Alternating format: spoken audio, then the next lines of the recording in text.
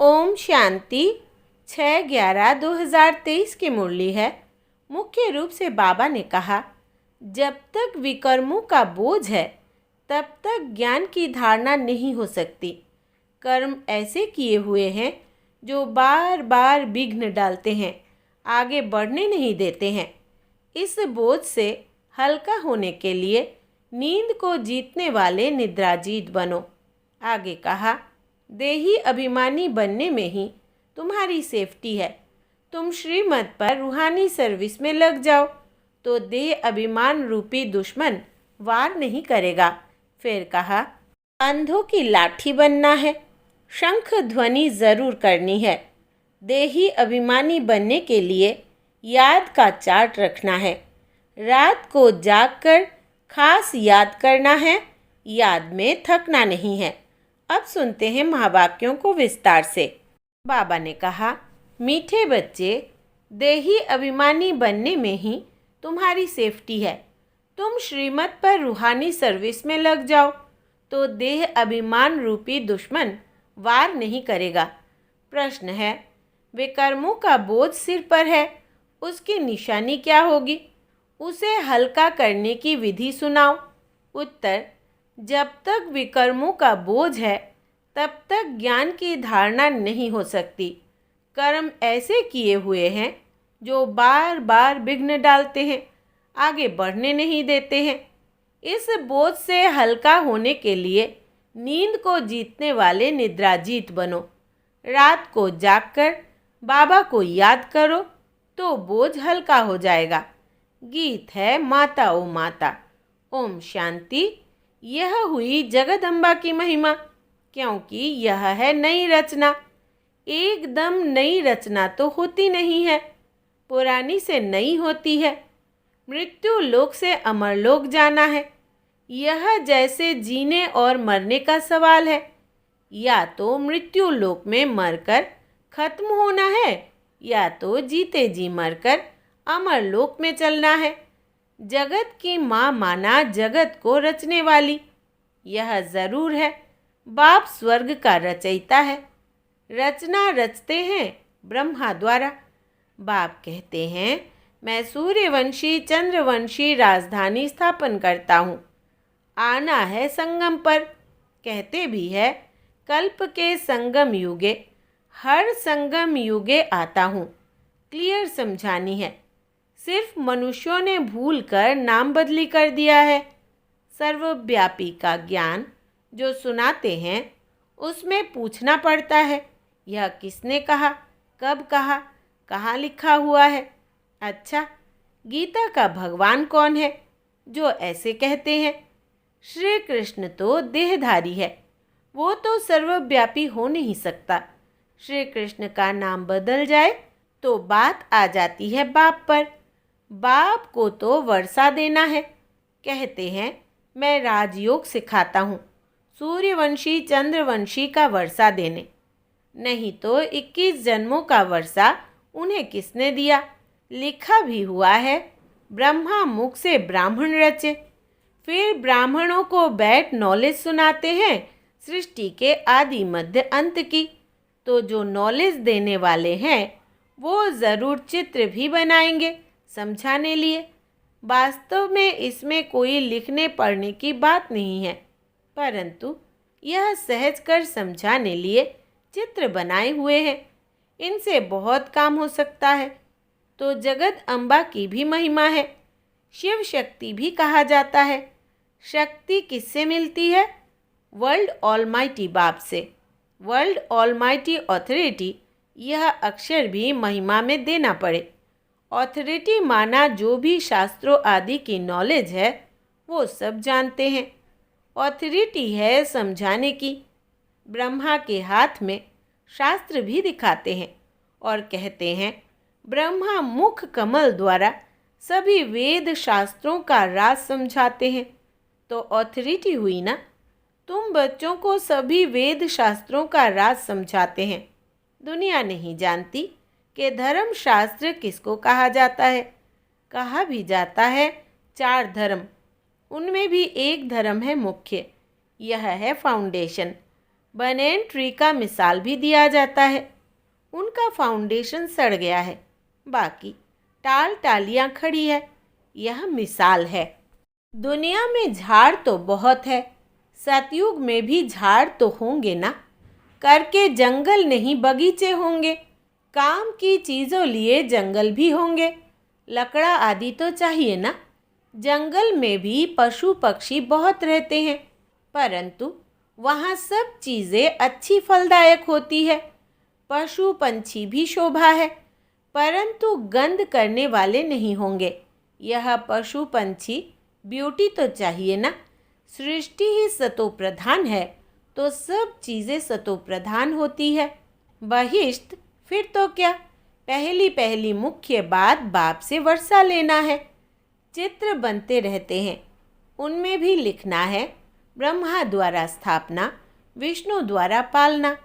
यह अक्षर मनुष्य समझते नहीं, इसलिए विष्णु के दो रूप लक्ष्मी नारायण है, पालना करने वाले। यह तो समझते हैं, कोटों में कोई ही समझेंगे। फिर यह लिखा है आश्चर्यवत सुनंती कथंती, नंबरवार पुरुषार्थ अनुसार अपना पद प्राप्त करते हैं। कहाँ ना कहाँ यह बातें लिखी हुई है। भगवान उवाच अक्षर भी ठीक है। भगवान की बायोग्राफी अगर बिगड़ जाए तो सब शास्त्र खंडन हो जाए। देखने में आता है बाप दिन प्रतिदिन अच्छी अच्छी पॉइंट्स देते रहते हैं। पहले पहले तो निश्चय कराना है कि भगवान ज्ञान का सागर है, मनुष्य सृष्टि का बीज रूप है। चैतन्य बीज में नॉलेज किसकी होगी? ज़रूर झाड़ की होगी। तो बाप आकर नॉलेज समझाते हैं ब्रह्मा द्वारा। ब्रह्मा कुमार कुमारियाँ नाम अच्छा है। प्रजापिता ब्रह्मा के कुमार कुमारियाँ तो ढेर है, इसमें अंधश्रद्धा की कोई बात नहीं। यह तो रचना है ना। बाबा मम्मा अथवा तुम मात पिता सब कहते हैं। जगदम्बा सरस्वती है ब्रह्मा की बेटी। यह तो प्रैक्टिकल में बीके है।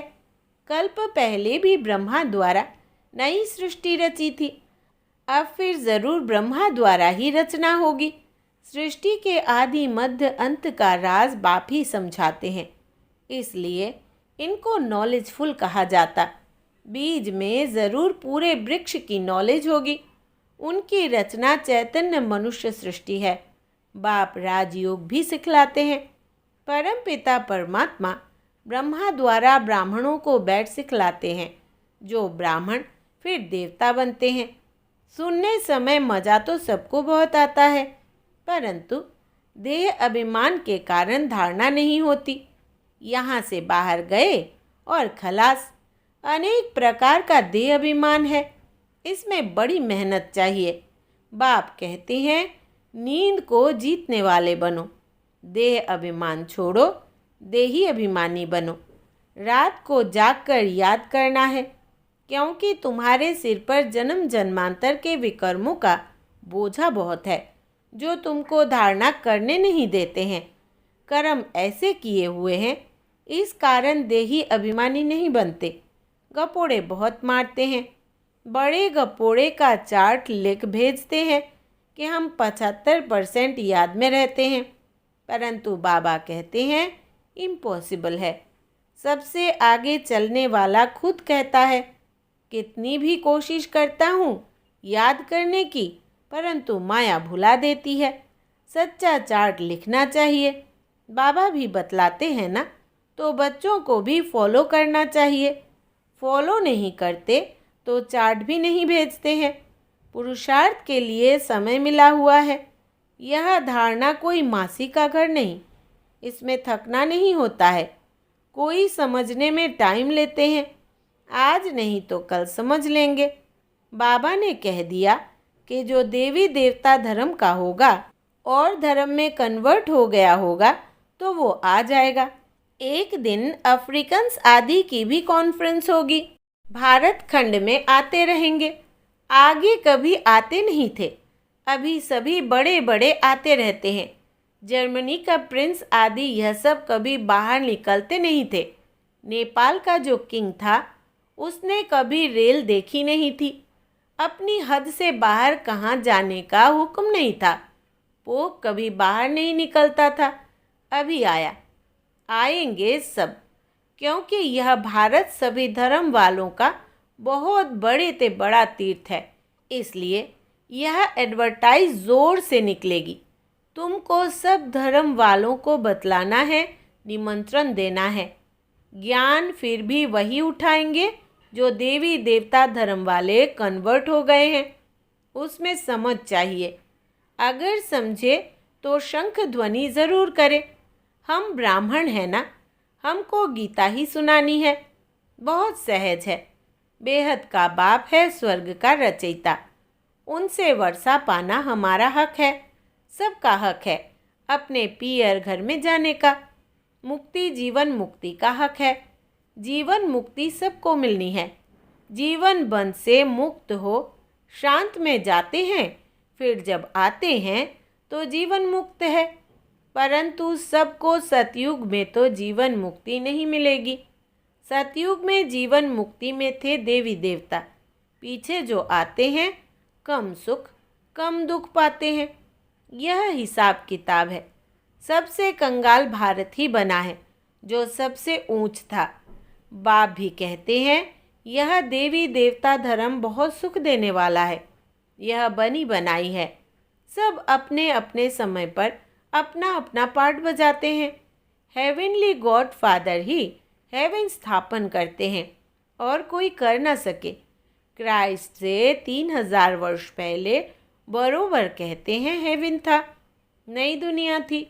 क्राइस्ट कोई वहाँ थोड़े ही आएगा, वो अपने समय पर ही आता है। फिर उनको अपना पार्ट रिपीट करना है। यह सब बुद्धि में बैठे तो श्रीमत पर चले। सबकी बुद्धि एक जैसी नहीं है।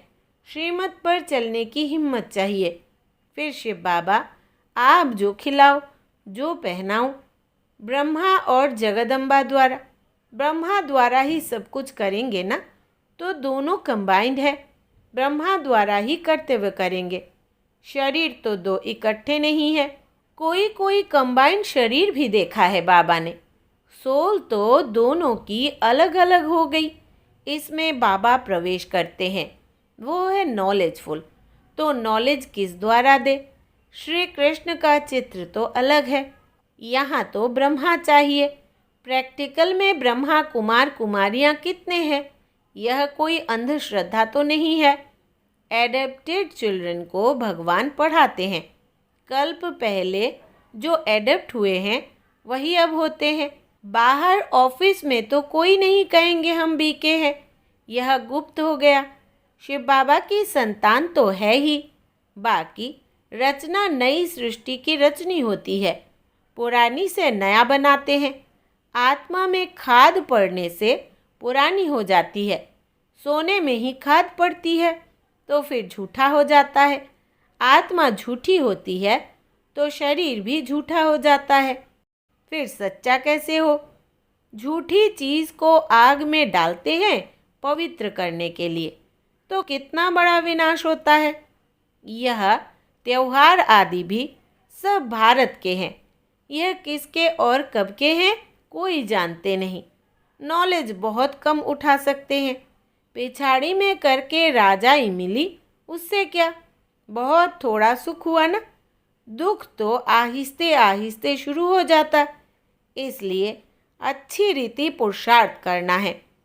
कितने नए बच्चे तीखे हो गए हैं। पुराने अटेंशन नहीं देते। देह अभिमान बहुत है। सर्विस करने वाला ही दिल पर चढ़ेगा। कहा जाता है ना, अंदर एक बाहर दूसरा। बाबा अंदर से प्यार अच्छे अच्छे बच्चों को करेंगे। कोई बाहर से अच्छे अंदर से खराब होते हैं। कोई सर्विस नहीं करते। अंधों की लाठी नहीं बनते। अभी मरने जीने का सवाल है। अमरपुरी में ऊंच पद पाना है। मालूम पड़ता है किस किसने कल्प पहले पुरुषार्थ कर उच्च पद पाया है। वो सब देखने में आता है।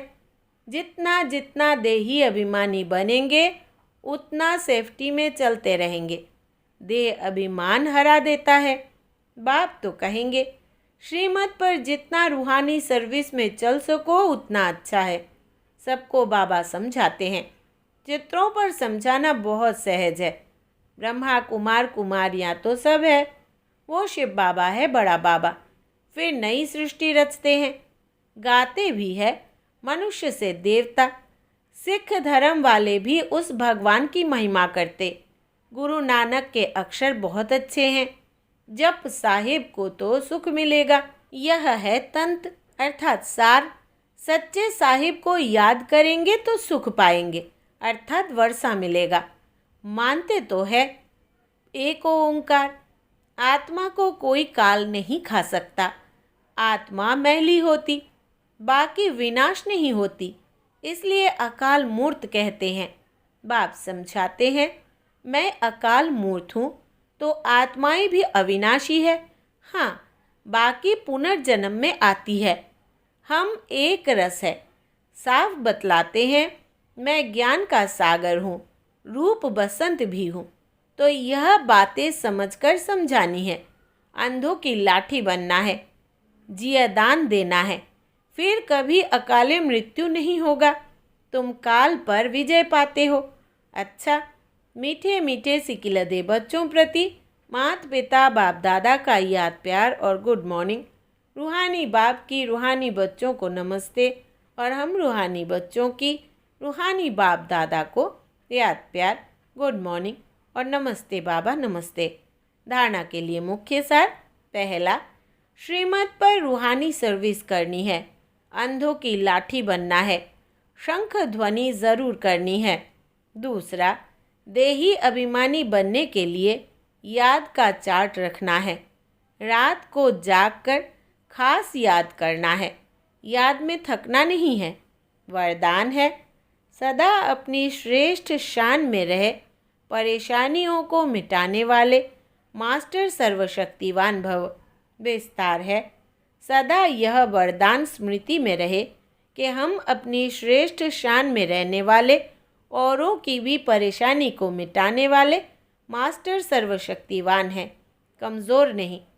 श्रेष्ठ शान के तख्त नशीन है, जो अकाल तख्त नशीन, बाप के दिल तख्त नशीन, श्रेष्ठ शान में रहने वाले हैं। वे स्वप्न में भी कभी परेशान नहीं हो सकते। कोई कितना भी परेशान करे, लेकिन अपनी श्रेष्ठ शान में ही रहते हैं। स्लोगन है, सदा अपने स्वमान में रहो तो सर्व का मान मिलता रहेगा। सदा अपने स्वमान में रहो तो सर्व का मान मिलता रहेगा। अच्छा, ओम शांति।